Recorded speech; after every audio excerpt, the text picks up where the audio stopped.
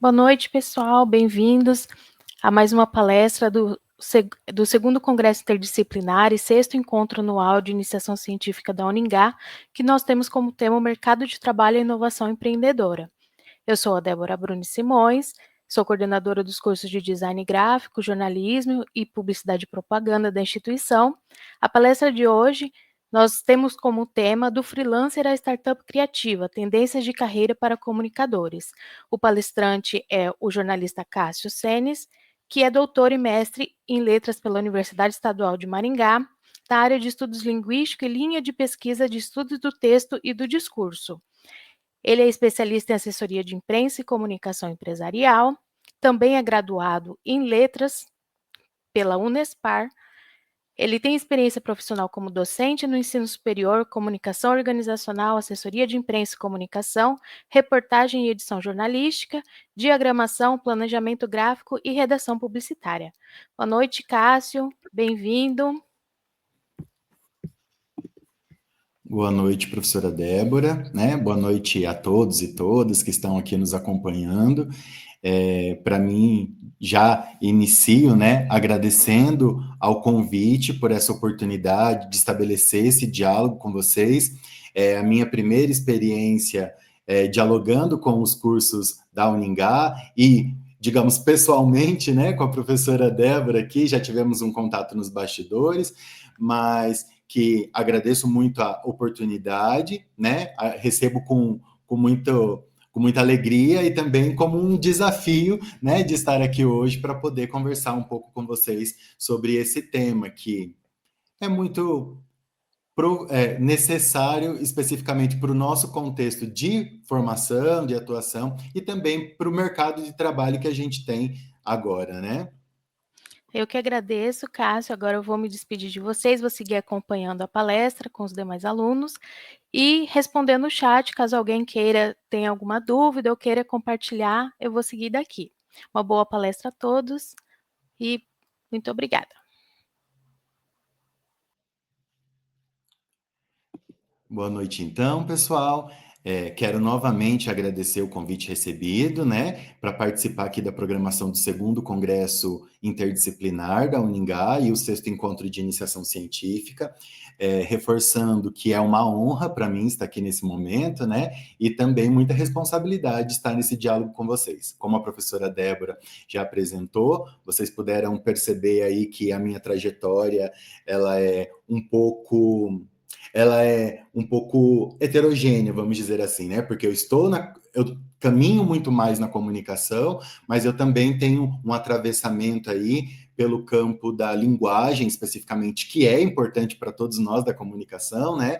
Com as minhas especializações no âmbito da linguagem, especificamente na letras, né? Então, aceitei o desafio de pensar aqui com vocês alguns caminhos de carreiras possíveis, desde o trabalho como freelancer até o empreendedorismo, né, com startups que, no nosso caso, acabam entrando no âmbito da criatividade, e espero, de alguma maneira, então, contribuir para que saiam daqui com alguns horizontes de mercado, né, ferramentas práticas e exemplos que inspirem as escolhas profissionais de vocês ou a lapidação de como vocês já têm caminhado aí nas suas respectivas carreiras, né? Então, acho que é importante a gente observar que nós estamos vivendo, né, nesse panorama de mercado nos últimos anos, uma expansão expressiva do trabalho ou por conta própria ou chamada economia gig, né, que tem essa relação de empregos que são mediados por meio de plataformas, né,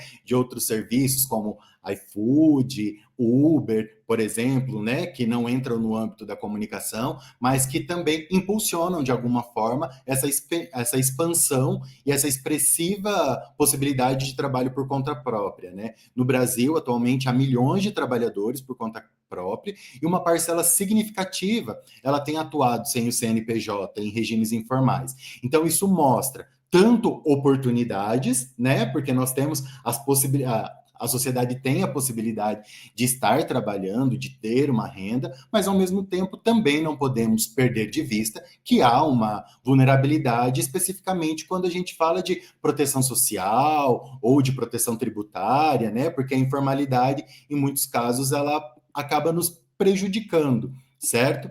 E com isso, a gente vai ter dados, por exemplo, do IBGE, que eles mostram números relevantes sobre essa força de trabalho autônoma, né? A gente vê um crescimento de pessoas que estão se declarando atualmente no mercado de trabalho, mas a gente tem pessoas que elas estão, de alguma forma, tendo rentabilidade como trabalho, mas ainda na informalidade.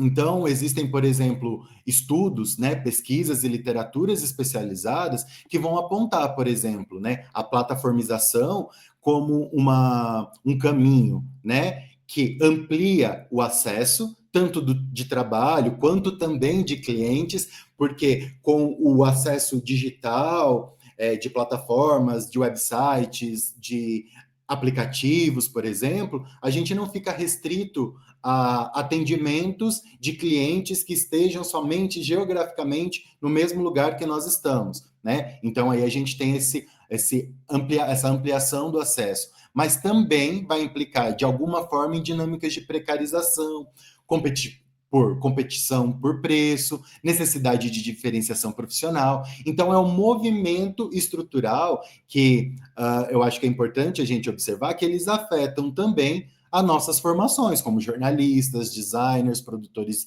de trabalhos audiovisuais, profissionais da publicidade, né? E há também, por conta dessa expansão da plataformização, um grande espaço de trabalho para a gente, porque se as plataformas existem, elas necessitam de que conteúdos sejam produzidos a partir de diferentes formas de linguagem e que essas mensagens elas atendam aos interesses das plataformas, de quem coordena essas plataformas, e ao nosso, por exemplo, o nosso papel, muitas vezes, atuar essa função estratégica de utilização dessas plataformas também, né? Mas não só dessa forma, como muitas vezes as próprias plataformas são utilizadas como espaço de trabalho para todos nós. Então, diante disso, né, nós temos uma tendência que é muitas empresas que têm buscado talentos pontuais para entregas bem definidas. Então, muitas vezes as empresas não vão ter um setor de comunicação, né, mas elas vão ter a necessidade de comunicação, seja essa comunicação interna, seja uma comunicação externa, né? Então, isso é indispensável. Uma empresa ou qualquer cliente, ele sempre vai ter uma necessidade de comunicação. E uma comunicação sem estratégia, sem planejamento e mal executada, né, ela pode gerar muitos ruídos, ela pode gerar muitas crises de imagens, né, que precisam ser aí resolvidas pelos profissionais de comunicação. Então, diante disso, existem trabalhos que são muito pontuais e com entregas bem definidas. Isso é apresentado, por exemplo, em relatórios sobre freelancers, e que eles vão indicar, por exemplo, a demanda por trabalho remoto e por projetos especializados, né? Com isso, a gente vai ter, por exemplo, dentro dessas demandas, né, a questão da escrita criativa, a questão da experiência do usuário, né, ou a experiência da interface aí com UX, UI, né? A gente vai ter outras demandas como a produção audiovisual, e daí quando eu coloco audiovisual, a gente pode pensar no contexto de vídeo, né? Mas também a gente tem um crescimento exponencial aí dos produtos podcast, e que daí também tem aquela questão podcast somente como áudio, e depois a gente vai ter os videocasts, que também têm sido muito populares, né, na nossa contemporaneidade e nos hábitos de consumo do consumidor brasileiro, especificamente. Então, diante disso, é importante que a gente pense em estratégias para enfrentar esse mercado, que ele é bastante novo e que nem sempre a gente sabe qual é a forma exata né, que a gente deve se posicionar, ou que a gente deve pensar de estratégia para conseguir se sobressair diante dessas mudanças, né? Então, a gente tem aí oportunidades amplas e a atuação autônoma. No entanto, elas vão exigir, por exemplo, né, que a gente construa portfólios, que a gente faça um planejamento da marca pessoal e que a gente também se preocupe em formalizar os nossos trabalhos por meio de contratos que garantam certa segurança para nós também, né? Então, é importante a gente observar que, ao mesmo tempo que a comunicação ela é importante para o nosso cliente, hoje em dia a comunicação também é importante para nós mesmos, enquanto profissionais, diante dessas oportunidades amplas e dessa atuação que ela é bastante autônoma e também sem uma localização fixa. Muitas vezes o nosso escritório é o nosso computador dentro de um escritório, dentro de um cômodo, dentro da nossa própria casa. Então é importante a gente fazer essa construção de um portfólio que mostra quais são as nossas habilidades, quais são os tipos de ofertas que a gente pode disponibilizar, né? Que a gente consiga, a partir disso, então, fazer um planejamento da minha marca pessoal. Importante pensar que a nossa marca pessoal, ela também está muito atravessada pelo nosso profissional. Então, de que modo que a gente vai se colocar disponível para essas oportunidades, né? E ter sempre esse respaldo, de alguma forma, ter a formalização de contratos. Mesmo que um contrato seja para um projeto, para uma ação bem definida e determinada, o contrato também é uma garantia para que a gente, enquanto prestador desse serviço, ou como um profissional autônomo, né, nós estejamos garantidos, de alguma forma, de o mínimo que seja de seriedade, de transparência e tudo mais. Então, quando a gente fala na comunicação, nós podemos pensar que nós dispomos de 4 trajetórias que são comuns para a carreira. Uma delas é o emprego tradicional, né? Esse emprego tradicional é o que a gente pode pensar que nos garante maior estabilidade salarial e benefícios como 13º, terço de férias, né? Por outro lado, muitas vezes esse emprego tradicional também vai nos ter um outro ponto, que é menos autonomia criativa em alguns casos, né? Em geral, essas carreiras vão estar vinculadas a grandes veículos de comunicação, a agências de publicidade, ou até mesmo aos setores públicos, né? Como prefeituras, autarquias, câmaras, né? E assim, escolas, universidades, e assim sucessivamente, né? Nós temos um outro modelo, que é o de microempreendedor, né, ou agência individual, que daí a gente pode pensar na formalização por meio de um registro de CNPJ, que é o MEI, né, e que daí isso vai garantir uma formalização que facilita a emissão de notas, contratos e acesso a clientes empresariais, né? Importante observar que, às vezes, quando nós não temos a formalização, isso nos impede, em alguns momentos, de conseguir viabilizar a formalização de contratos com alguns clientes, porque eles exigem, dentro da sua estrutura, o fornecimento de notas fiscais. Então, o microempreendedor ou uma agência individual, ela vai nos possibilitar a emissão dessa nota fiscal, né? Ou auxiliar também nos contratos. E isso também, embora tenha uma formalização, isso vai ter custos administrativos e tributários. Então, quando a gente vai pensar no processo de precificação, também é importante pensar. Se eu estou oferecendo esse tipo de obrigatoriedade ou de serviço que o meu cliente solicita, né, eu também preciso ter esse valor agregado junto, né, do que eu oferto de forma comunicativa, né? Então a gente tem essa característica. Outro modelo, né, aí de carreira é o freelancer ou projeto por demanda, que isso tem apresentado uma alta flexibilidade do profissional, né? Ele também garante uma renda que ela é variável, porque a gente não sabe necessariamente quantos ou quais projetos eu vou ter durante quanto tempo, né?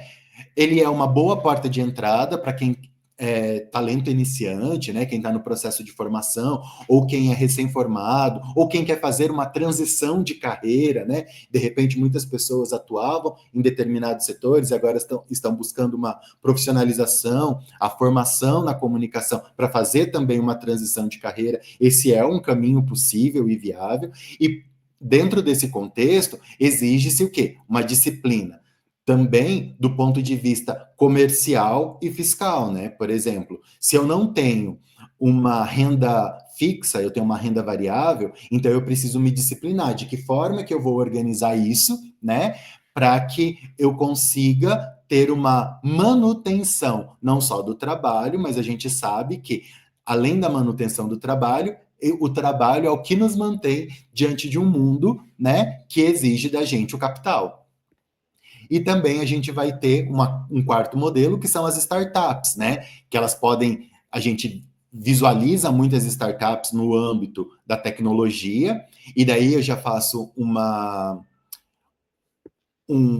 reflexão que hoje em dia a comunicação ela anda de mão dada, né? Ela anda de mãos dadas com a tecnologia. Muitas vezes existem soluções que são tecnológicas, mas que elas dependem ou elas precisam de uma interdisciplinaridade, de uma equipe multidisciplinar, né? Que a gente consiga então oferecer então uma solução, um serviço ou um produto que seja efetivo e também utilizando estratégias de criatividade. Então, ele vai ter um foco em produto ou serviço que ele é escalável, com possibilidade de crescimento e captação de recurso, mas vai exigir daí competências de gestão, de negócios, além da produção criativa. E alguns exemplos são, por exemplo, plataformas de conteúdo, estúdios de podcasts, agências digitais como produto próprio, né? Então, a gente está vendo aí uma multiplicidade de possibilidade diante desse cenário de carreiras.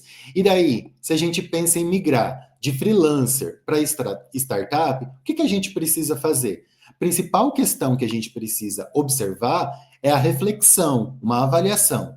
A oferta, ela, do que eu estou oferecendo, desse produto que eu estou pensando, ou desse serviço, ele é altamente replicável ou escalável, né? Aí é importante a gente pensar. Uma oferta replicável vai ser aquela cujos processos são claros, padronizados e repetíveis, né? Replicável, eu vou replicar, eu vou repetir, garantindo então que a mesma experiência seja entregue ao cliente. Isso é um pré-requisito para que depois a gente possa chegar no momento do quê? Da escalabilidade. Porque uma oferta escalável, ela vai possibilitar que esse negócio que eu já tenho, que é repetível, por exemplo, possa crescer a sua receita, mas sem aumentar significativamente os seus custos na mesma produção, né? Então a eficiência e a qualidade permanecem o mesmo, altos, mas com o aumento, né, da demanda. No caso da comunicação, nós temos a possibilidade, por exemplo, de cursos, e-books, webinars que podem ser comercializados, né, ilimitadamente, assinaturas de streaming com oferta de conteúdo para assinantes, plataforma de gestão de influenciadores como Squid ou para gestão de redes sociais como o MLabs, né? Estúdios de design por assinatura, com serviços de design gráfico por uma mensalidade fixa, né? Plataformas de content marketing como a Rock Content, que integra talentos da comunicação e da tecnologia para gerenciar estratégias de marketing de conteúdo de grandes clientes. Então, a gente também vai pensando, né, nessas possibilidades de atuação.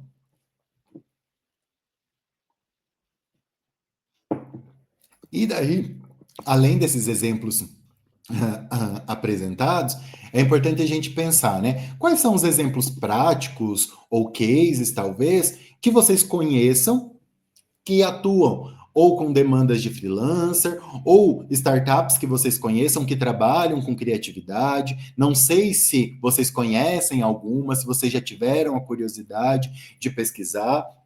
Muitas vezes a gente acha que no âmbito do jornalismo, né? Jornalismo que é uma formação que às vezes é vista como muito limitada, todo mundo pensa, você fez jornalismo, vai trabalhar numa televisão, você vai para o Jornal Nacional, né? Então a gente tem que pensar que se a gente dependesse somente das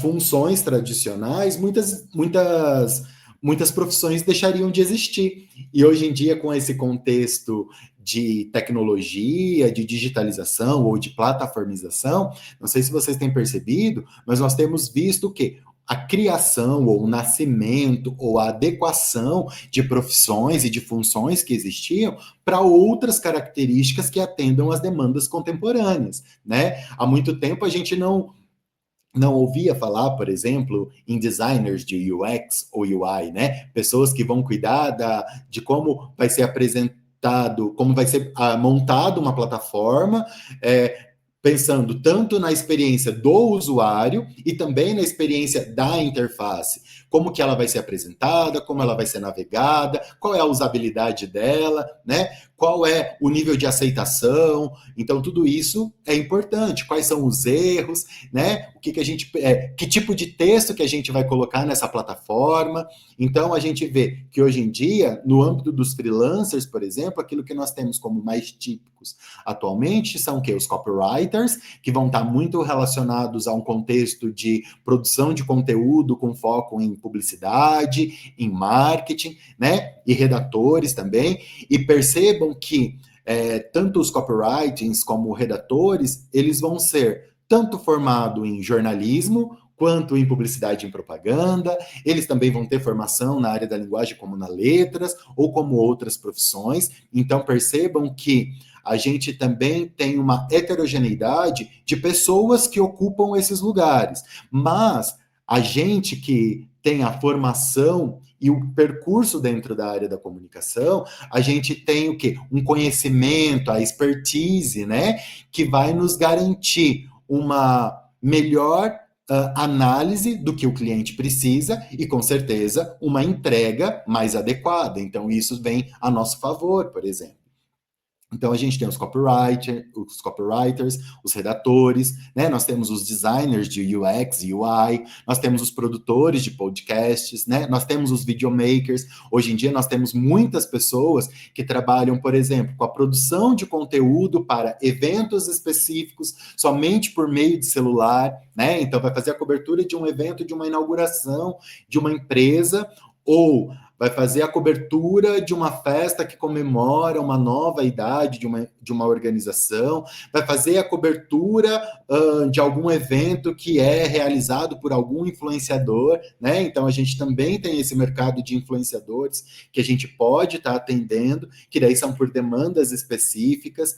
Então, a gente tem diferentes possibilidades. Aqui eu estou falando no âmbito de eventos, mas isso não se restringe a eventos. Pode ser aquela cobertura frequente em que a gente faz uma espécie de um cronograma e a gente vai produzindo de temporadas em temporadas, de acordo com as demandas, de acordo com o planejamento, com a necessidade que o nosso cliente apresenta, certo? Então, a gente vai tendo aí alguns desses exemplos. Então, os copywriters e redatores que vendem pacotes de conteúdo para startups e e-commerce, os designers de UX e UI que atuam por projeto, produtores de podcasts que podem vender episódios e serviços de edição, os videomakers com esses serviços de produção audiovisual sobre demandas para clientes pessoais ou profissionais. E se analisarmos as vagas, por exemplo, em plataformas, identificaremos forte demanda por escrita criativa e design de interface, né? Existem plataformas como o Workana,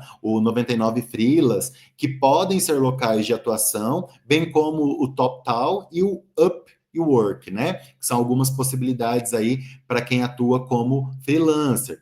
Para quem é de startups e empresas, né? A gente tem grandes nomes do ecossistema brasileiro, como... deixa eu ver aqui, isso... Né? Nós temos aqui no ambiente brasileiro grandes nomes no ecossistema como Nubank, Log, Wildlife Studios e Descomplica, que mostram a diversidade da cena e indicam oportunidades para profissionais da comunicação em produto, growth, né? Conteúdo, design. Além disso, o ecossistema de startups no Brasil segue em crescimento e visibilidade global. Aqui eu coloquei especificamente 3 exemplos. Por exemplo, as Mina, né?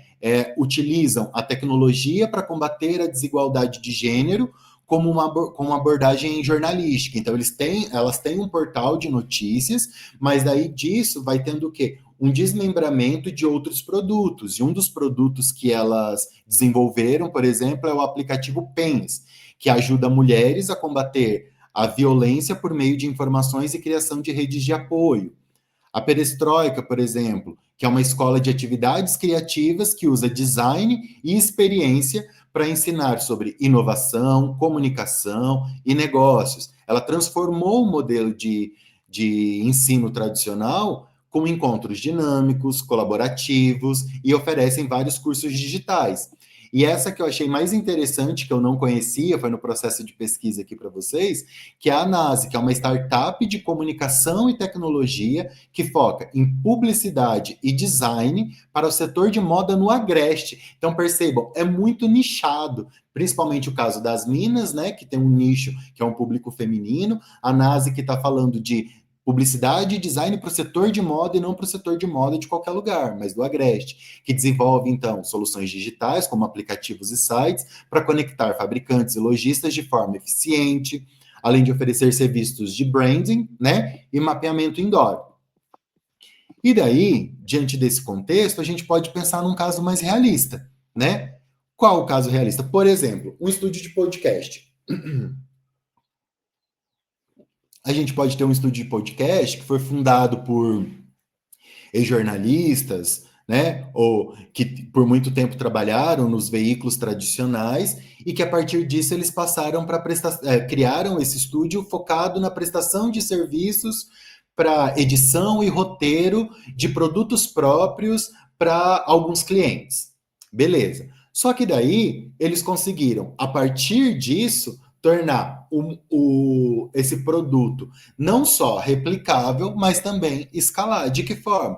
Quando eles criam um produto próprio deles, com a possibilidade de assinatura, e daí eles vão trabalhar com séries temáticas ou cursos, né? Isso vai gerar o quê? Uma migração da receita por trabalho, que eles poderiam produzir para clientes diversos, para uma receita recorrente, que é o quê? Eles criaram um produto próprio, criaram uma forma de negócio desse produto próprio, né? E daí vai comercializando, vai chegando em outras pessoas.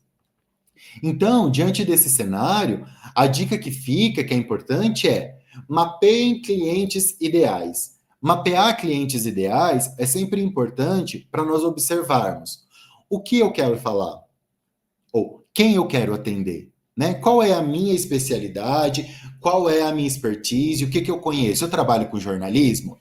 Quando eu trabalho com jornalismo, eu lido mais com texto, eu lido com texto somente escrito, eu lido com roteiro para audiovisual, eu lido com roteiro para produtos sonoros, né, para podcasts, programas, enfim, de diferentes linguagens.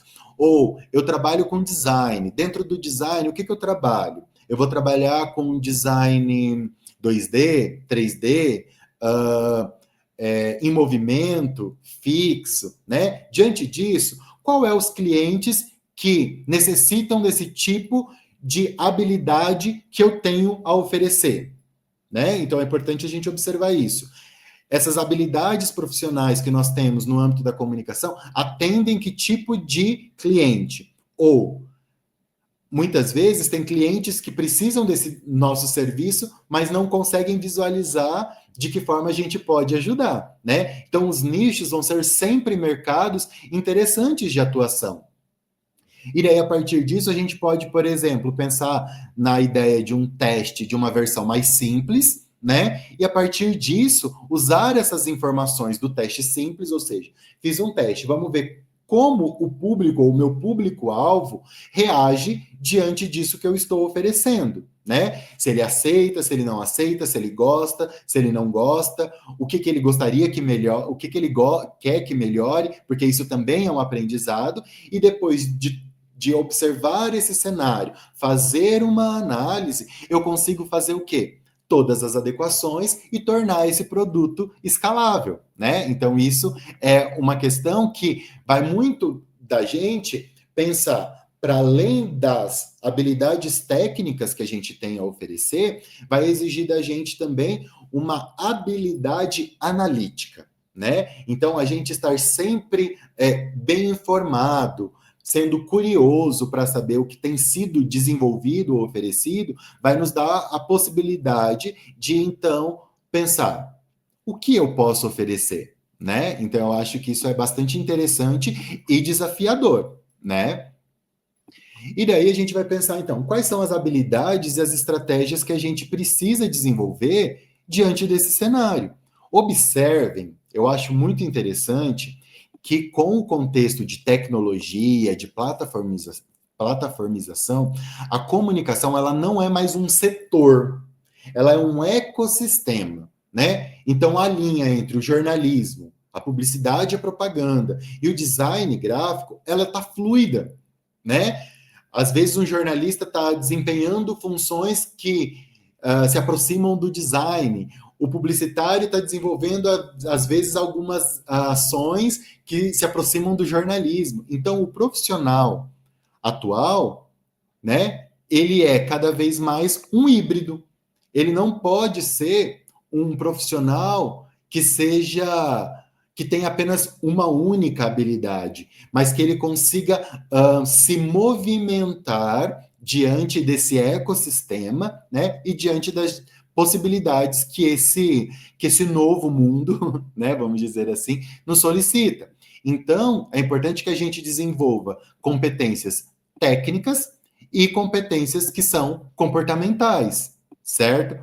Quando a gente fala aqui de competências que são técnicas, é importante nós pensarmos, por exemplo, o storytelling, né? Que a gente vai pensar muito na ideia de contar uma história. Como que o storytelling pode ser pensado? Ele não pode ser pensado apenas mais como um texto unicamente, mas a gente precisa pensar de que forma que eu vou contar uma história explorando as possibilidades das múltiplas plataformas. Então, para isso, eu vou ter que contar histórias por meio de texto, por meio de áudio, por meio de vídeo, por meio de outras imagens que não são necessariamente imagens que eu vou captar imagens reais, às vezes são imagens produzidas, né? Então é importante que a gente desenvolva essas habilidades no âmbito do storytelling. A gente pode pensar, a gente está falando de experiência do usuário, mas a experiência do usuário, ela não se restringe somente ao botão que ele vai apertar, né? Mas o que está escrito nesse botão? Ou qual é o ícone que eu vou utilizar nesse botão para que ele leve o meu usuário daquela plataforma para um lugar específico, né? Então, a gente tem isso. Quando a gente fala no UX, a gente tem que pensar no UX Writing, ou seja, textos específicos para as interfaces digitais com o objetivo do quê? De melhorar a experiência do usuário, né? Eu não posso, dentro de uma interface, sair colocando todo tipo de texto ou todo tamanho de texto. E daí eu preciso saber quais são as palavras mais adequadas que vão induzir ou que vão deixar a experiência do meu usuário mais instintiva também, mais autoexplicativa, para que ele não precise recorrer, por exemplo, para um curso, ou que ele precise recorrer necessariamente para um manual daquela interface para ver como ela funciona. Porque se ele precisar recorrer com muita frequência ao manual, por exemplo, pode ser que ele abandone aquela interface. E quem trabalha no contexto digital, a ideia é que o usuário fique cada vez mais tempo dentro daquela plataforma, dentro daquela interface, sem dificuldade, né? Então, o texto, por exemplo, ele é um dos elementos que podem auxiliar nessa manutenção ou nesse chamar a atenção do meu usuário, né? Outras técnicas que a gente tem que pensar é na edição de áudio e vídeo, né? Por exemplo, hoje em dia, quando a gente fala em edição de áudio, né, a gente vai ter que pensar, existe aquilo que nós temos como uma edição simples, em que eu vou fazer somente cortes de falas que são desnecessárias, ou tempos de espera numa fala para que torne uma experiência num áudio menor diante daquele tempo que foi falado, ou nem tudo que alguém que foi entrevistado precisa... Nem tudo que alguém foi entrevistado falou precisa ser incluído dentro de um produto, ou não temos tempo suficiente para que toda aquela fala esteja dentro de um produto. Então, você vai ter ali a necessidade de uma edição simples. Mas a gente tem que pensar que, hoje em dia, a gente utiliza o celular como uma estratégia, como uma ferramenta de gravação, mas ele não entrega a mesma qualidade de um produto profissional de captação de áudio. Então, a gente vai precisar ter um domínio melhor de um software de edição para que ele consiga fazer a limpeza desse áudio, né? Para que a gente possa trabalhar com a questão do volume, com a questão da limpeza, dos chiados, né? A gente vai ter que trabalhar com a questão da edição para elaboração de vinhetas, de trilhas sonoras, como que isso pode ser feito, né? É claro que existem aí outras formações, como as formações de quem trabalha especificamente com com música, né? Hoje em dia a gente fala, ouve até falar em design de áudio, né? Porque o áudio, ele precisa ser tão trabalhado, tão bem elaborado em alguns produtos, que ele tem uma demanda de um design especificamente, né? De um desdobramento do design gráfico, vamos dizer assim, né?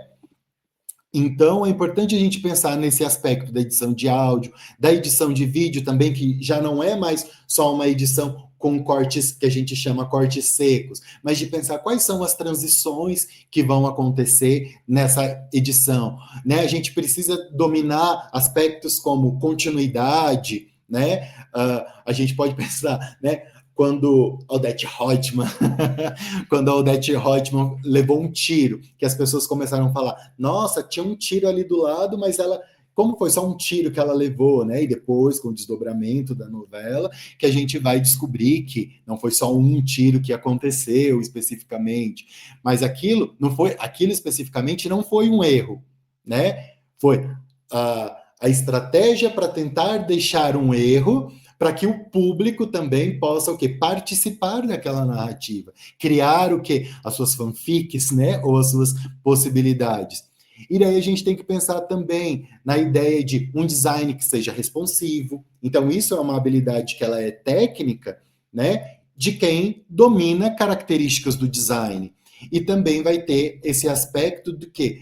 Do técnico no sentido de como que a gente vai analisar os resultados que a gente tem entregado, por exemplo, por meio das diferentes plataformas ou redes sociais, né? Há uma grande demanda ultimamente de clientes que querem conteúdos para redes sociais como Instagram, TikTok, YouTube, né? Algumas pessoas falam, o Facebook está em desuso. Depende de quem é o público, né? Então a gente precisa entender também, isso é uma característica técnica, de conseguir entender qual é o público que está dentro de cada uma dessas plataformas. O que esses determinados públicos procuram nessas plataformas? A partir do que eles procuram, de que forma que eu vou tornar atrativo, né, o conteúdo que eu preciso entregar do meu cliente ou dos meus clientes, né? Por exemplo, hoje em dia no LinkedIn, que é uma ferramenta profissional em que a gente pode se mostrar como profissionais que oferecem serviços, mas que também a gente vai atuar muitas vezes na construção de imagens de empresas ou de gestores ali dentro daquela empresa, para que ele estabeleça diálogos e consiga encontrar outros parceiros ou negócios ali dentro daquela rede. De que forma que a gente vai se posicionar? Como que a gente vai entender o funcionamento dessa plataforma que é o LinkedIn, que ela não é uma plataforma de entretenimento, né? Diferente de outras plataformas. Então, compete a gente uma responsabilidade de ser técnico para saber criar, mas a partir de uma análise que ela não é apenas intuitiva ou instintiva, mas que ela é pautada em dados. E a gente tem, com as ferramentas digitais, muitas possibilidades de analisar esses dados, né? Muitos dados são entregues para nós, para que a gente possa planejar a entrega de uma performance muito melhor, né? Muito mais assertiva, muito mais efetiva. Então, isso é fundamental para que a gente possa observar no que diz respeito às competências técnicas, né? Já em outro aspecto, o que a gente tem que pensar é que, hoje em dia, só competências técnicas não são suficientes. A gente precisa também dominar competências que são comportamentais, como, por exemplo, como a gente lida com a gestão do tempo, né? Como vocês lidam? Vocês conseguem, diante das diferentes funções que vocês exercem cotidianamente, dentro das diferentes responsabilidades, vocês conseguem gerir bastante esse tempo? Se a gente tem problemas de gestão do tempo, nós precisamos pensar de que forma que nós podemos melhorar essa gestão do tempo. Por quê? Eu preciso dividir o meu tempo entre aquilo que é pessoal e aquilo que é profissional, né? Então, o profissional, se eu não atendo ao prazo que foi combinado com os meus fornecedores, com os meus clientes, eu posso gerar, a partir disso, uma imagem de descrédito ou de descredibilidade. Com isso, eu posso ter dificuldade de ser, por exemplo, indicado pelo meu cliente para outros clientes com quem ele dialoga, né? Então, a gestão do tempo, ela é muito importante. Outra característica é que a gente, nesse contexto de freelancer ou startup, dentro desse novo mercado, desse novo formato de mercado, não dá para a gente pensar somente em eu sei, eu tenho as habilidades técnicas da comunicação. Eu preciso também ser um bom negociador, né? Eu preciso saber convencer o cliente de que o que eu estou oferecendo para ele vai atender a demanda que ele está precisando. Que eu tenho outros casos que podem confirmar a qualidade do trabalho que eu tenho a oferecer. Né? Então, a habilidade de negociação, ela está muito também na capacidade de argumentação, né? Porque argumentar é convencer, é fazer com, ou vamos pensar aí numa linguagem publicitária, né? A publicidade, qual que é o objetivo dela? Persuadir, né? E persuadir no sentido do quê? De fazer com que as pessoas desenvolvam necessidades que não são necessariamente necessidades biológicas, né? Nós temos necessidades que são necessidades biológicas, como respirar, se alimentar, tomar água, ir ao banheiro. Mas existem outras necessidades que elas já fogem desse aspecto da necessidade básica. A gente precisa se comunicar, mas eu preciso de qual celular? Né? Nem sempre eu preciso do celular mais caro. Para eu me comunicar, eu posso ter um celular mais em conta. Então, eu vou precisar ter uma capacidade de argumentação, né, nesse processo de negociação. Então, como eu vou convencer o meu cliente de que não só o meu serviço, mas o preço que eu estou solicitando para aquele trabalho, ele vai... ele não está em desconformidade com o que eu vou entregar. Então, acho que isso é bastante importante e bastante desafiador, porque a gente precisa negociar e essa negociação vai em torno do quê? Da precificação, né? Como que a gente vai precificar esse trabalho? Por projeto, por hora trabalhada, né? E além disso, é importante a gente pensar para esse preço, o que eu estou oferecendo e dentro do que eu estou oferecendo, deixar isso estipulado dentro de um contrato, que ele vai dizer, que você vai dizer qual é o prazo de entrega, que tipo de materiais que você vai entregar, qual é o processo na entrega. Tem uma entrega provisória e tem uma entrega final, entre a entrega provisória e a entrega final, quais são as possibilidades de ajustes, né? Já tive muitos relatos durante a minha trajetória, inclusive experiência profissional, de que fechava-se um contrato com um cliente e a gente tinha um prazo para entrega, fazíamos a apresentação e nunca estava bom. Teria sempre uma sequência de alterações que, no fim, depois tinha que voltar lá para o primeiro projeto, porque depois de tantas alterações, ele já se perdeu naquilo que estava sendo entregue, né? Ele já não gostava mais do resultado daquilo que estava caminhando para o final. Então, é importante até isso, nesse processo de retorno do nosso cliente, conseguir fazer o quê? Ter os projetos armazenados sem alteração e os alterados, porque pode acontecer disso. Ele fala assim, depois de tudo isso, eu quero voltar lá para o primeiro projeto que a gente desenvolveu. E daí a gente fala, perdi aquilo, né? Eu refiz somente em cima do original. Então, isso também é bastante importante. Então, a gente tem que pensar, pensar também num comportamento de mentalidade de produto.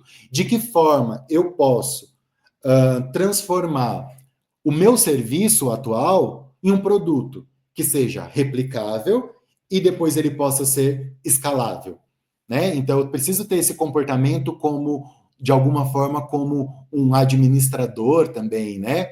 E eu preciso aprender a vender o meu serviço, né? Por mais que, muitas vezes, no âmbito da comunicação, a gente quer desenvolver mais a capacidade crítica, a criativa, não tem como a gente desenvolver as nossas habilidades criativas se a gente não tiver um cliente. Então, a gente precisa obrigatoriamente da venda, né? Então, uma estratégia não é bom de venda? Quem pode ser o meu vendedor? Né? Quem vai ser o meu parceiro especificamente nesse âmbito?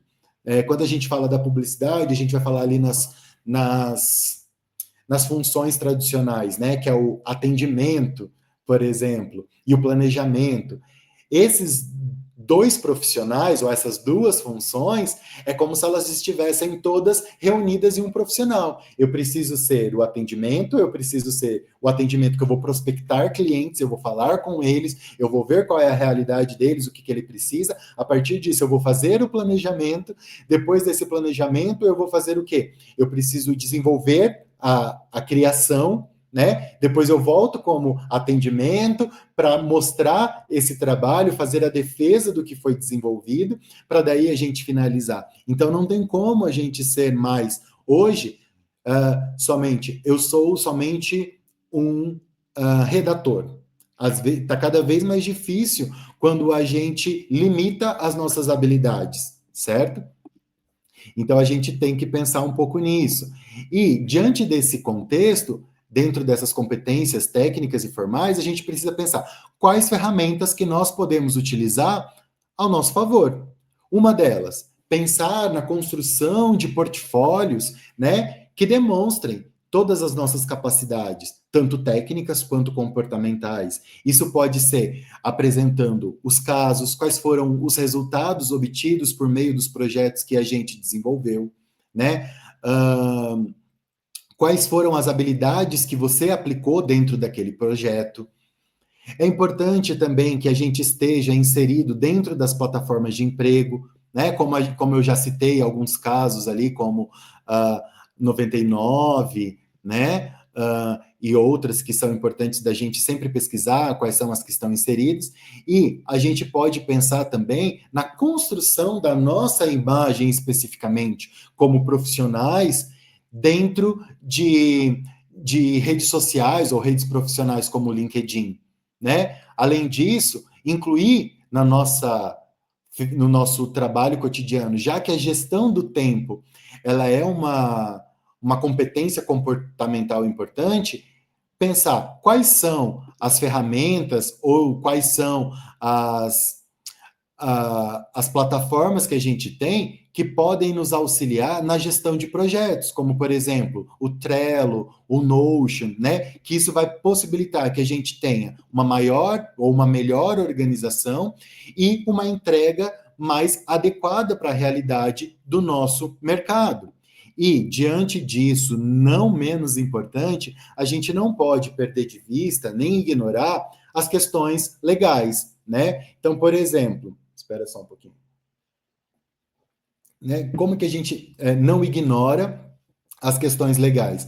É importante a gente pensar que a formalização como MEI ou outra natureza jurídica são fundamentais, né? Como eu disse, para a emissão de notas fiscais. Então, por exemplo, é importante que a gente estabeleça um modelo de contrato que seja claro, que tenha cláusula sobre propriedade intelectual, que estabeleça prazos, né? Muitas vezes isso vai demandar o quê? Um conhecimento jurídico. Então a gente precisa também de uma assistência, de uma assessoria, de um outro profissional que nos garanta o quê? Que as questões legais ou tributárias, né, no caso tributária, um profissional da contabilidade, nos auxilie nesse processo quando a gente tem dificuldade. Então é importante também a gente se cercar de parceiros, né, dentro desse mercado cada vez que exige cada vez mais da gente esse jogo de cintura com várias responsabilidades. Então, a gente pode pensar que a informalidade ela vai oferecer agilidade. No entanto, ela também aumenta os nossos riscos como profissionais. E eu acredito que nenhum de nós queremos atuar em áreas que nos coloquem somente em risco, mas que a gente possa atuar com tranquilidade. Por quê? Diante do risco, muitas vezes, a nossa capacidade criativa também ela acaba sendo bloqueada, né? E a gente vai ter dificuldade, muitas vezes, de lidar com as demandas que são criativas. Daí a gente deixa de atender, de fazer aquilo que a gente gosta, daquilo que a gente ama, para ter apenas que resolver problemas, né? Então, os problemas ou os aspectos sérios, eles são importantes porque eles vão dar condições para que a gente consiga trabalhar com as nossas habilidades técnicas e com aquilo que a gente gosta, com a criatividade e assim por diante, né? Então acho que isso é bastante pertinente diante desse cenário. Então, diante de tudo isso que eu aponto aqui para vocês, eu gosto de pensar muito na ideia de que o mercado ele é plural e que há caminhos independentes, há caminhos empresariais e há caminhos tradicionais. Independente de qual seja esses caminhos, a gente pode transitar por todos eles. Mas o grande diferencial vai ser a capacidade que a gente vai ter diante desse cenário de combinar a competência técnica com visão de produto e as nossas redes de contato, né? Sempre falam que a importância do networking. A gente dentro de casa, somente no nosso escritório, diante do computador, criando os nossos materiais, sejam eles jornalísticos, publicitários ou visuais, né, do design gráfico especificamente, a gente não vai estabelecer necessariamente toda a rede de contato que a gente precisa. Ou eu posso estar dentro desse quadrado, mas estar passeando ou me apresentando em outras plataformas, que daí eu vou gerando esses contatos. Os contatos eles podem ser tanto físicos, né, quanto também virtuais. E isso é importante. Essa rede de contato que a gente estabelece, ela não é somente mostrando o que eu fiz tecnicamente, mas também mostrando quais são as minhas competências diante desse cenário que exige tanto da gente quanto profissional da comunicação. Porque muitas das vezes, num cenário de crise, se a gente trabalha num setor que é tradicional ou que é empresarial, muitas vezes eles vão querer o quê? Reduzir a equipe de comunicação ou os trabalhos de comunicação, mas muitas das vezes é a comunicação que vai conseguir reverter uma imagem que muitas vezes é negativa, que vai impulsionar a venda de determinados produtos, que vai trabalhar com a conscientização de determinados problemas que são sociais, mas que tem relação direta com a empresa a qual eu estou vinculado ou com a demanda de um cliente específico, né? Então, tudo isso é importante. Não adianta eu ter a competência técnica de saber como estruturar um texto, mas estar de olhos fechados, por exemplo, para entender as dinâmicas dos problemas sociais que existem na nossa sociedade, né? Por quê? Porque eu não posso produzir um texto, por exemplo, que ele seja reprodutor de preconceitos, né? Que ele vai gerar, por exemplo, um distanciamento dos clientes que eu tenho hoje por conta de algo que eu disse ou por conta de uma imagem que eu coloquei em circulação.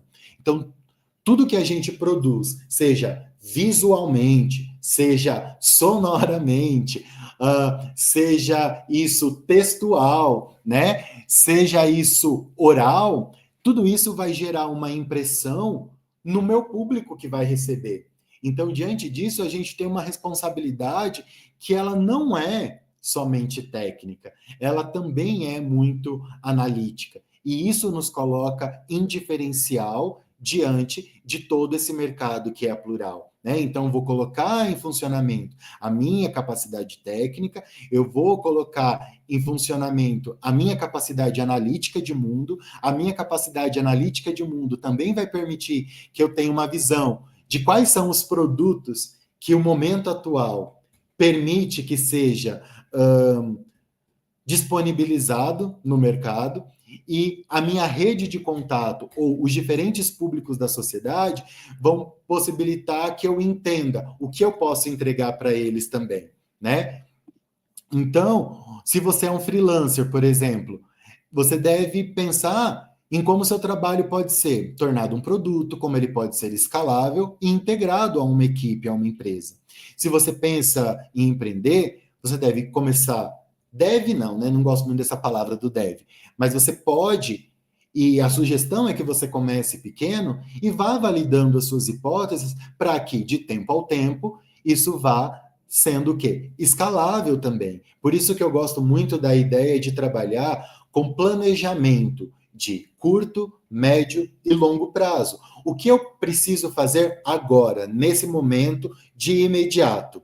Dentro disso, o que eu vou fazendo a médio prazo para fortalecer isso que eu já faço, né, no primeiro momento? E como que eu vou criando a manutenção e ampliando essas possibilidades para que, a longo prazo, eu consiga atingir os objetivos, seja como freelancer e depois de freelancer escalar para ser um empreendedor, né? E assim sucessivamente. Então, a gente tem muito essa possibilidade. Eu acho que as capacidades técnicas, elas muitas vezes eu vou acreditar que todos vocês vão ter a capacidade técnica e vai faltar muitas vezes esse nosso jogo de cintura muito mais para a visão de produto, né? Então, diante desse cenário, eu acho que as possibilidades e as oportunidades, elas não são poucas.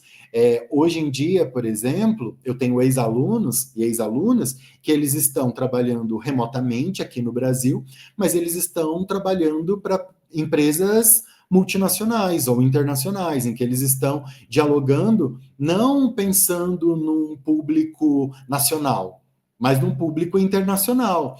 Hoje eu tenho uma aluna que, a partir de uma experiência de trabalhar remotamente, fora do Brasil, para clientes do Brasil, hoje em dia ela está fixa em Santiago, no Chile, trabalhando numa empresa lá, né? Então, a gente também não tem mais essa limitação de que a gente vai ficar especificamente aqui onde a gente está, que a gente está fadado a ficar nesse lugar específico, né? Mas a gente também, enquanto profissional, tem essa possibilidade de escalar, né? Diante desse mercado que é tão plural.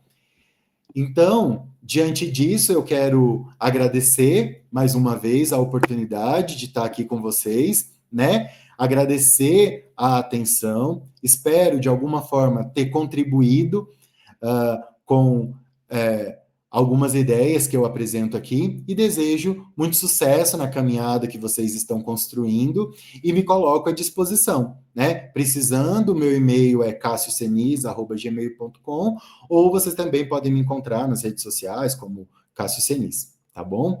E então eu agradeço mais uma vez, né? Reforço aqui o pedido reforço o agradecimento para a professora Débora, e também digo que em outras oportunidades, com certeza eu também vou lembrar de você para que você possa falar com os meus estudantes. Muito obrigado, Cássio. Foi uma palestra, assim, de uma contribuição muito grande, né? Como você falou várias vezes durante a palestra, que a atuação do profissional de comunicação, ele é muito amplo, né? E antes a gente tinha essa questão, assim, o jornalista, ele é de televisão, ele vai ser repórter, e até hoje nós encontramos pessoas, assim, que às vezes buscam a formação no jornalismo para atuar como repórter televisivo, né? Mas hoje nós temos, assim, uma demanda do mercado, essa questão fluida de que a multiplataforma vai exigindo mais habilidades e competências profissionais para que ele atue realmente com ferramentas mais amplas, né? Depois da revolução digital, nós tivemos essa questão de que dentro da mídia digital toda pessoa acaba se tornando um produtor de conteúdo, né? E nós temos muitos alunos que, inclusive, já atuam como comunicadores, né? E buscam a formação acadêmica para reforçar essa atuação deles, e outras vezes que são de cidades pequenas, que às vezes não tem uma emissora de televisão, não tem né, um veículo de comunicação ali formal, mas como você disse, existem as empresas que têm essa necessidade de comunicação, né?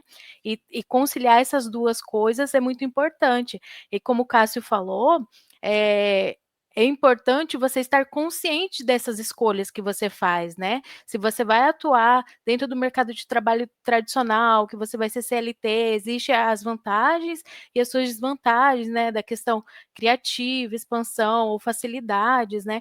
Mas se você também optar por outro tipo de atuação, dependendo do seu contexto e a exigência do mercado de trabalho que você tiver inserido, você precisa estar consciente dessas escolhas, de como você vai fazer, você seguir legalmente da forma correta, porque você vai ser um profissional que vai ter que responder pelo que você está produzindo, pelo que você está veiculando, né? Então é muito importante que vocês estejam conscientes da forma que vocês estão trabalhando e de como isso é feito, né?